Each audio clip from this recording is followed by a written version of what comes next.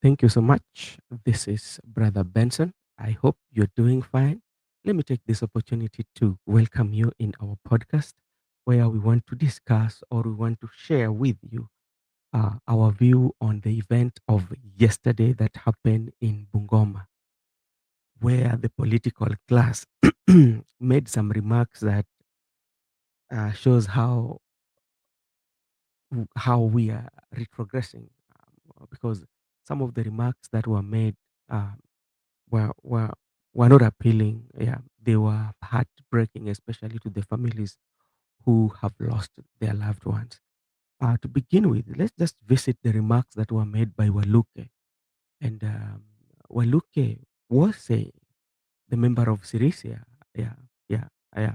Waluke was saying that the abductions that are taking place are stage managed, you know, and you know, and you wonder how can somebody of 24-year-old or 18-year-old abduct himself, you know, you know, for days and days, yet the parents are looking for them. And the same sediment was made by Atuoli himself, somebody who considering himself as an elder, also made the same remark. So such like remark, especially in a time like this, because abduction is touching on the fabric of our nation. It's not the first time that abduction is happening in the regime of President William Ruto. It happened even in the regime of Uhuru Kenyatta. But the difference is the people who are abducted right now are young people, 24 years old, still young. These are people who still have a future ahead of them, you know. So I think uh, as leaders, there are some of issues that we should not politicize. You know, we should find a way of how to resolve and to get the solution out of them, not to politicize and come up with blame game, blaming so and so is doing this, so and so is doing this. That's not what leadership requires. Leadership requires that if there's a crisis, yeah, you have to find a way of solving the crisis, but not um, using escapism kind of method, you know, and shifting blame blame games to so and so. You know, that is not how leadership works. So I think like the political class should um, find how they can solve the issues that are affecting Kenya. Anyway, that was that by the way. Okay, today I want to focus so much on the Natembeya speech in the funeral, and that one was the speech that activated or annoyed Kimani Ichungwa to scathingly attack Natembeya. Yeah, the speech that Natembeya made. But if you look at Natembeya's speech, Natembeya spoke of 3 points. And the 3 points that Natembeya spoke about, these are things that are touching the nation. He talks about things that the common man are going through. One of the things that Natembeya spoke about the poverty in Western Kenya. And he reminded the president that in Western Kenya, the rate of poverty is high. Yeah. As he was speaking, he requested the president or told the president that as you are constituting or as you in the process of making your broad-based government, just remember to include everyone so that we can have development together. That's what I heard from Natembeya's speech. That was the first point in his speech. The second speech of Natembeya was calling out on the Western Kenya leaders. Yeah, because the Western Kenya leaders, they voted for Kenya Kwanza. They are in government. The other day, Rigathi shared with us that in the memorandum that they signed when the government is being formed, they were given shares around 30%. You know, now Natembeya was just reminding them that their best ways or best forum that you can channel or put in your request to the president, especially if you want development, we should not do them when we are sending our loved ones or in the funeral. That was the second speech. It was a reminder to the leaders of Western Kenya, yeah, that this is not the point. This is not the day, or this is not the best forum. And again, also, it was just intimidating. You are also in government. So there's some other avenues that you can use in your forum as you sit in the government to put those uh, requests to the president. That is the second one. The third one that might have annoyed Honorable Ichungwa was about abduction. Yeah. And he spoke truth to the president, spoke truth to the president. Yeah. He told him the truth. So he told him, one, it is quite unfortunate that the leaders are coming, making speeches, and saying that the abduction that is taking place is stage managed. These kids are abducting themselves.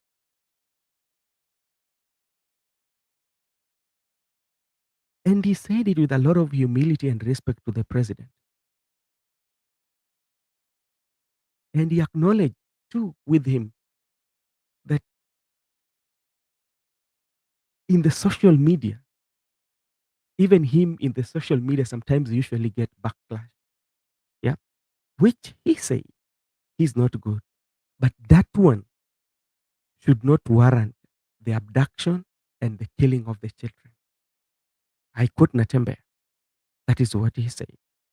So the third point, that what made Kimani Ichungwa to go mad, because Natembeya spoke the truth. And you know, truth always hurts. Yeah? Ukweli huwa inauma. Na kwa hivyo, wacha tucheze hii mkanda, tusikie Kimani Ichungwa anasema nini. Ya DCI wachunguze wale wanashika watu, lakini usije kukemea mzee Atuoli hapa, sababu wamesema, na ni kweli, huko Nairobi iko kijana amejificha, wakati DCI amesema ako wanted, akajitokeza sasa akasema nitajipeleka na mawakili kwa DCI, but anajificha ili aseme ameabductiwa. I want to ask you, Governor Natembeya, you were a regional commissioner the other day when hundreds of people were kidnapped, abducted and killed in Kerio Valley na wakatupwa mili yao hapa River Yala, wewe ukiwa regional commissioner Rift Valley. Kwani siku hiyo haukujua maisha ya wananchi ni maisha? Si tuambiane ukweli jameni? Tuambiane ukweli, tusiambiane. Sababu siasa mnazofanya, Governor Natembeya, nikuambie leo mchana dhahiri, siasa mnazofanya za kugawa watu kwa misingi ya ukabila, mambo ya uchochezi, hizo.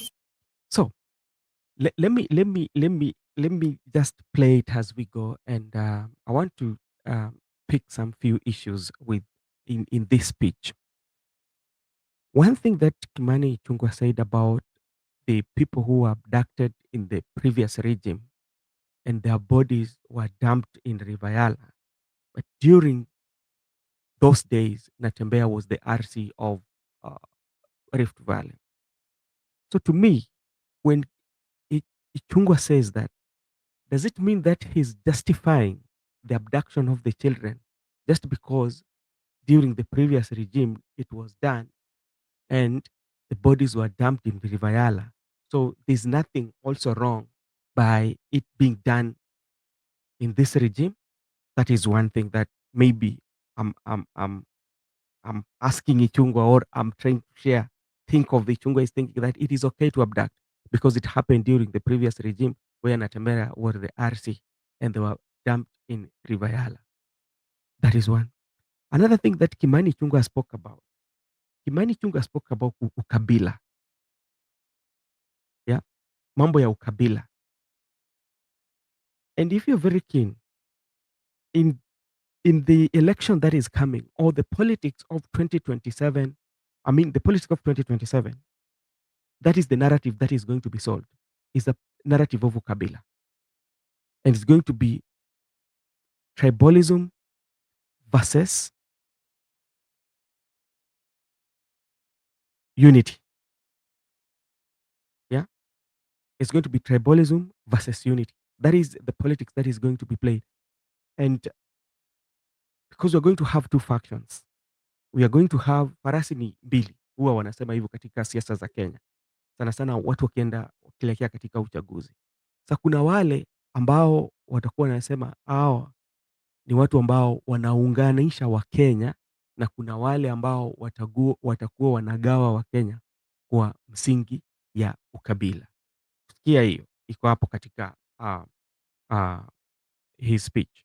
That is one thing also you have to take note of. Siasa zimekoma na hautafaulu nazo.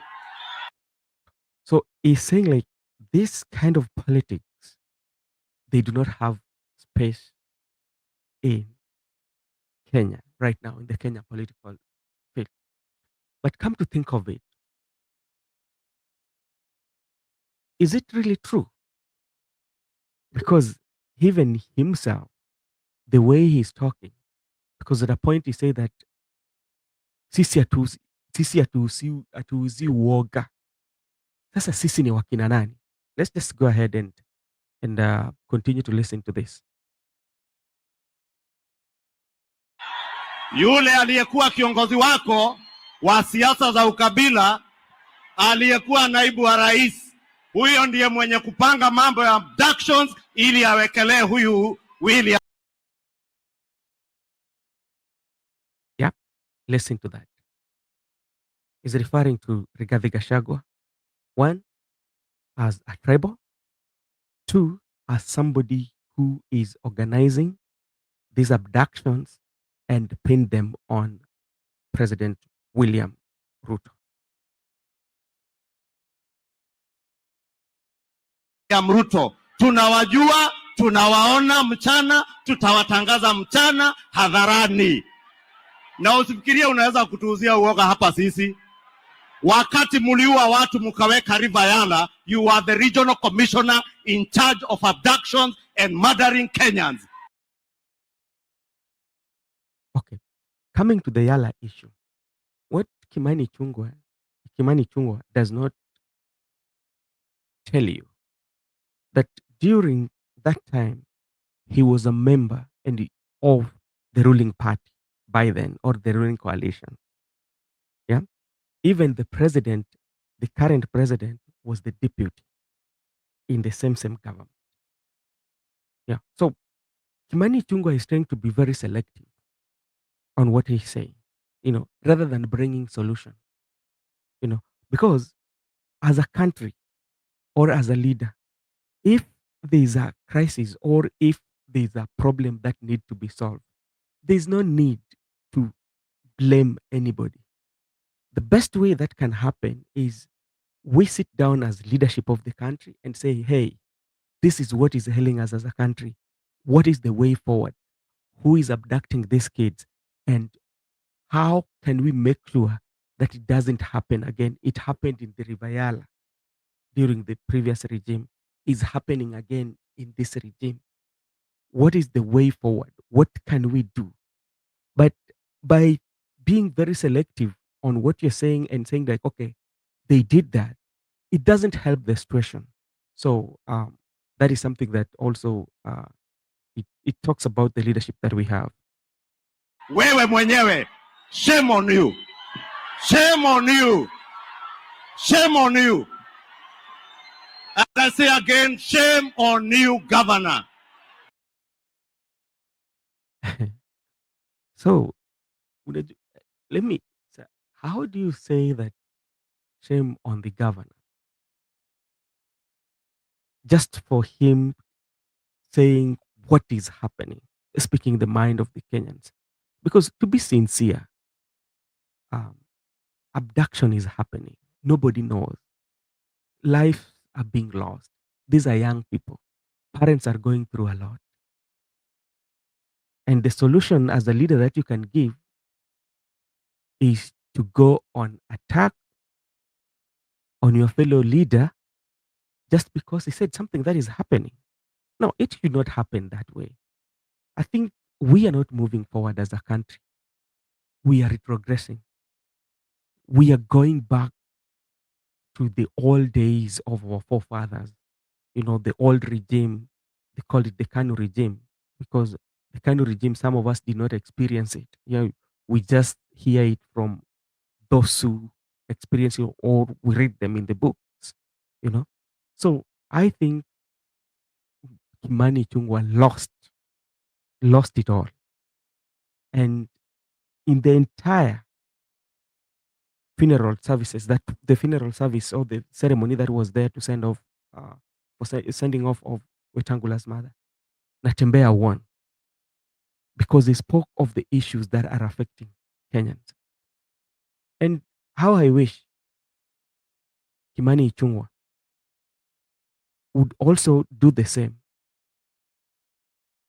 when he goes to Central Kenya and call out maybe Rigathi Gachagua the way he's doing here at Natembeya.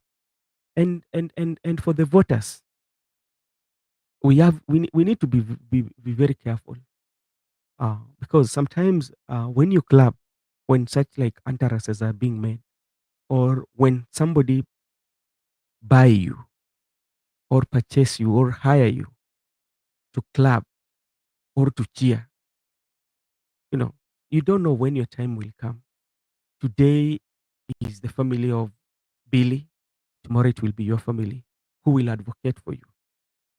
You know, so sometimes we need to game up ourselves, even as voters, even as leaders. You know, disagreeing on political issue does not mean that you disrespect somebody. Also, telling the truth does not mean that that is disrespect. Yeah. So I think going forward as voters, you should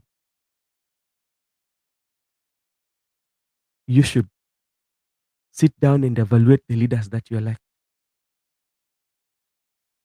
Because if you elect bad leadership, the results are going to be bad. And all the answers, I'm telling you, all the answers that you're looking for, especially if you want good leadership, you want uh, good services, you know, those answers are answered at the ballot. Yeah. So what you can do best for you to have a good leadership, a leadership that listens, either an MCA, a member of parliament, senator, all those positions, make sure that you register massively to vote. So when the time comes for election, you vote leaders of substance. Yeah. Because from the look of things, Kimani Ichungwa was trying to please the president. Yeah. He was trying to please the president.